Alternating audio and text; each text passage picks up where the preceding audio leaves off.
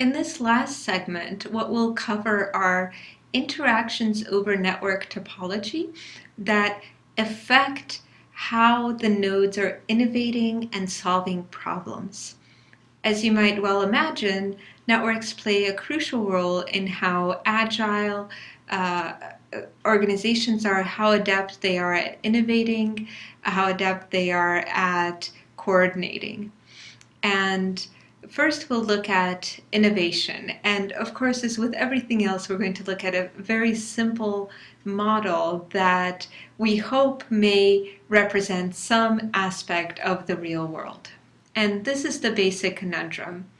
When individuals are innovating, they can collaborate. On one extreme end of this, you have everyone in the same room brainstorming, and that can, mean that you can really rapidly get new ideas and prototypes, etc. But you also have a danger of groupthink, right? Where everyone is starting to think the same thing, and it may not be the very best solution that they could have achieved. On the other extreme, you have, for example, you could have a network where no one is connected to anyone else, and everyone is working individually. You might well imagine that their progress would be very slow because they can't take advantage of what others have figured out. They basically have to figure out everything by themselves. On the other hand, many people independently working on a problem means that you have many diverse approaches to the same problem, and perhaps one of those approaches will be optimal.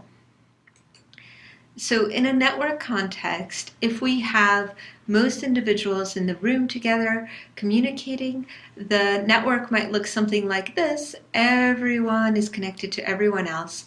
On the other hand, and this isn't quite the same thing. Here, this individual is not connected to anyone else, but here, individuals will only talk locally to a few colleagues.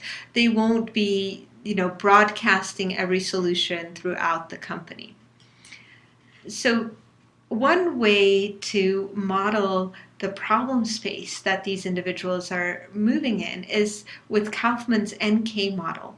You have an n-dimensional space, which just means you have a string of bits that is 0 and 1. So, for example, if you have a car, the first bit can be, is the car black or white? The second bit could be, is it a sedan or a station wagon? The third bit could be, does it have a powerful engine or a modest engine, etc. Right? So they're just trying to figure out what the best car could be, for example.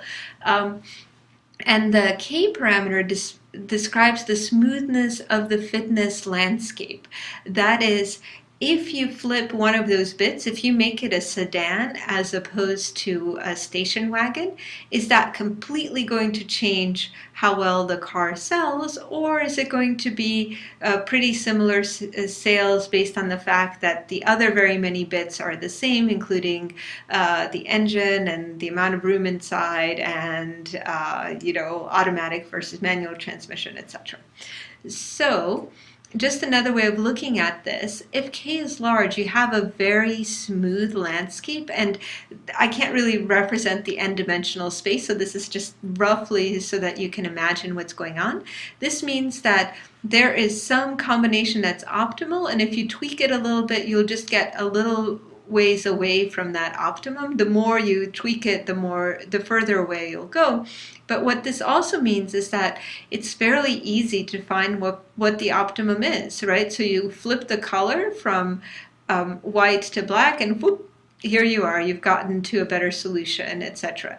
It's not that once you flip the color, the fitness might jump over here, right? If you've just flipped one bit, you're moving a little bit. On the other extreme, where K is small or K is 0, it means that precisely this unpredictability happens. You flip one bit, and all of a sudden you're in a completely, you have completely different fitness. So making it a station wagon instead of a sedan means that people hate it. for example. And then K-medium means that there's some smoothness. So if you're here and you flip a bit, most likely you'll end up having somewhat similar fitness. Now, the general problem is that, so here the solution's easy to find because you're basically just doing hill climbing, right? You keep flipping bits until you get to the top, right? Over here, you just don't know, right? You might be up here. It doesn't tell you whether you're any closer to, say, the solution here. Because, if you flip a bit, you might end up, having vastly different fitness. So there's no way to really orient towards what is the ultimate goal. With this intermediate smoothness, it means that, you can make some progress and you can find a local optimum here, this peak in fitness, but this may mean that you're stuck, because if you just change one bit at a time, you try going down here, you think, oh no, that's not going to work. I better stay here, right? So it's not as easy as here, where basically if you continue climbing to the top, you're bound to find the global optimum. Here, you can climb, and find a pretty good solution, but miss that there was actually a better solution out here. So there are going to be some update rules for our network such that we can simulate the process of either innovating or imitating. So those are the two choices that each node has. So each node is going to start out with a random bit string, and it's going to do one of two things. If it notices that a node that it's connected to has a better solution, it's going to copy that solution. Otherwise, if none of its neighbors are doing any better, then it's going to flip a random bit and see how it does. So either it's going to imitate or it's going to innovate. I've set up a simple ring lattice, and each of the colors represents a different bit string, a different solution. And you can see that there's variation in the fitness of these different bit strings. The highest one is 0.662, and on average, the average fitness is something like 0.5. Now, what we're going to do is we're going to allow the nodes to update according to these rules. If one of their neighbors is doing better, they're going to copy that solution. Otherwise, they're going to innovate on their own. So we're going to let it run.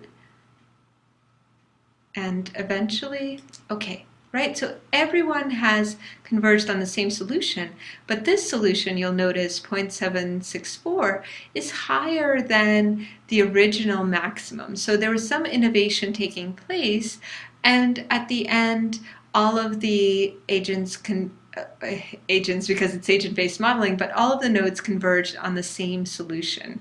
And you can see like everyone has the same fitness. Now let's see if we go to somewhat of an extreme here and add 1,000 additional edges. So this is what it's going to look like. It's going to look very dense. This time we have a best solution of 0.673, and we're going to let the nodes update again.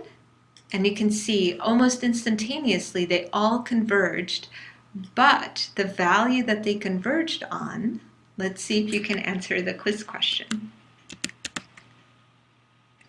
Relative to the regular lattice, the network with many additional random connections has on average slower convergence to a local optimum, smaller improvement in the best solution relative to the initial maximum, more oscillation between solutions. What you should have seen was that when you have many ties between the nodes, let's go back, they actually converged more quickly, but what they converged on was not as good because they didn't spend enough time innovating. So in the assignment, you'll be trying to find, whether there's maybe a sweet spot for both innovation and for this quick convergence. The final problem that I'll address is that of graph coloring. There's a very simple application of this, which is to coloring adjacent countries on a map. The printer at some point only had a fixed number of colors that they could use, And they didn't want adjacent countries to have the same color, because then, for example, you might think that Sweden and Norway are the same color if they were both the same peach color. Right? So you might imagine that the nodes are countries and the edges are drawn between countries that share a border. So this was studied by Michael Kearns, who is teaching Coursera's Networked Life. So this is an ad actually for his class, but I feel safe doing that now that we're already in week 6 and hopefully already committed to my class. But they did this very neat experiment with human subjects. So they sat a bunch of students in a lab, and each of them was sitting in front of a computer. And they varied how much information they could have about what color the other students had chosen. So each student was a node, and they were either told, they were placed on some topology, and they were either told what colors their neighbors had, or they could actually see the colors and the topology for the whole network. And the question is, how quickly could they converge on a solution? And with human subjects, it turned out that more edges helped the graph coloring problem, it helped it be solved more quickly. But in scale-free networks, sometimes the presence of hubs actually made it more difficult. So I'll leave most of this for the assignment. But here you have, 2 adjacent nodes have the same color, so they need to fix that. And indeed, in the final solution, I'm not sure whether I'm pointing to the same one. Now, yes, I am. So one of them is green and one of them is blue. So they switched, and this one that was also blue switched to red. So here I have a small world topology. I can generate this a few times. I guess we have a very low rewiring probability. And to start off with, many neighboring nodes have the same color. Now I'm just going to update this a couple of times until it settles into a solution. And what you'll want to do, for example, with the small world topology, is to vary the number of the amount of rewiring, and see what happens with the average time to the solution. So are nodes better able to solve when there are fewer or more of these rewired links, or is there a sweet spot in between? So let's see if we can answer this question. As the rewiring probabilities increase from 0 to 1, the following happens. The solution time decreases, the solution time increases, or the solution time initially decreases, then increases again.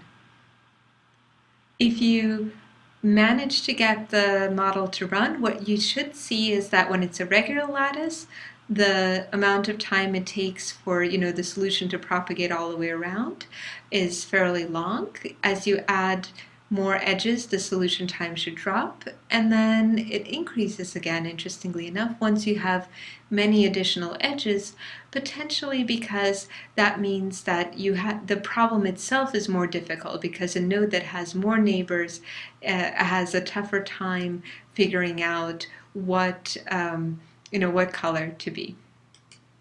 So just to recap, what we learned this week was that network topology can have a profound influence on the processes that occur on these networks. It can influence what state the nodes converge to. Will the whole network become infected or not? Will they adopt one opinion, or will many different opinions persist? And it can also affect how quickly that state is reached. What is the time to convergence? And we saw different behavior depending on what the process was. Was it just simple diffusion, or was it complex contagion? Was there an element of coordination or collective action? Were the nodes doing something else, for example, learning or innovating? And how did what their neighbors were doing influence their own development, and ultimately, how well did the network as a whole perform from the nodes making these individual yet interlinked actions?